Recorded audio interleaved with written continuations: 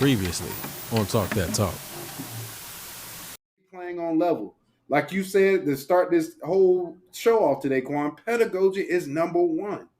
You need to be going to conferences and learning these cutting edge things, not just going to conferences to take days off from work and hang with your boys. And we've all done it, so I'm gonna just put it out there. These conferences like TMEA and stuff like that, there are a lot of resources that are given. Rick, go. Right. You got to be honest about what we did. We've all done it. We've all done it. So I ain't gonna sit up here and lie. But on top of that, we always go to all the concerts. We want to hear the new literature. We want to hear what these ensembles are doing. So to answer the question to wrap up my answer, yes, they do a disservice to programs or make the programs lose when they're taught in a way that doesn't enforce good approach to playing an instrument. No middle school kid should be doing the marching band. No middle school kid should be doing marching band, y'all. I'm sorry. Unless it's like 8th grade after they've developed the embouchure.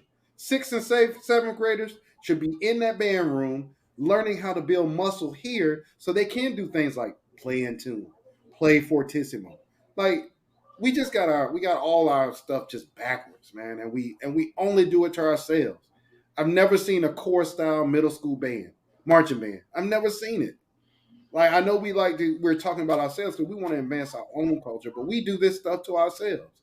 Like the marching band doesn't have to be a bad thing. I'm gonna just put a couple of bands out there. Cedar Ridge. Not Cedar Ridge. What's the name, Julie, out of Dallas? Cedar Hill. Cedar Hill. Shout out to brother Derek Walker. Yeah, like Cedar Hill, Minor High School. All those great bands in Florida that Juan was like, all these bands that do band the right way. They have exceptional all those Atlanta bands, Southwest DeKalb, historically, Willow Ridge, bands that did marching band at an extremely high level, but had great teachers in front of them. So to answer the question, I don't think it has to be that way. I just think you have to have the person in front of you that knows how to teach.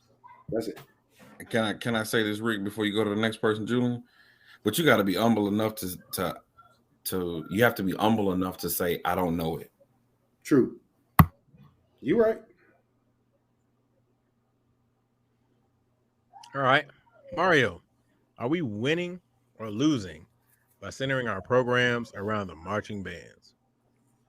I guess the question is the part that I want to be clear about. Who is we? We as the culture, we as the band community, the music educators, the band culture, not the HBC, but we the black culture. We the blacks. I would say this. For me, I don't necessarily see it as the worst thing, only because what I teach the same way in everything I teach. I don't have a change of approach outside of the actual style of the music itself, but I don't like we were talking when Rick was speaking. I was like, yeah, that's the gospel, bro. Like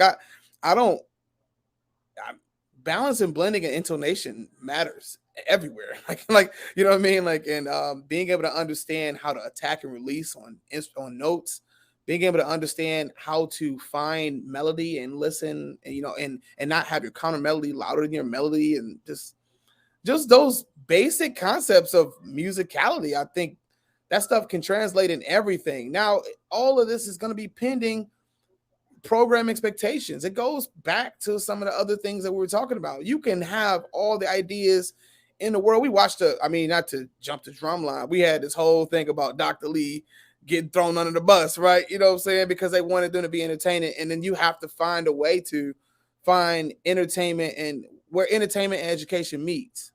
And that has to be the place where it's a little bit of give on both sides,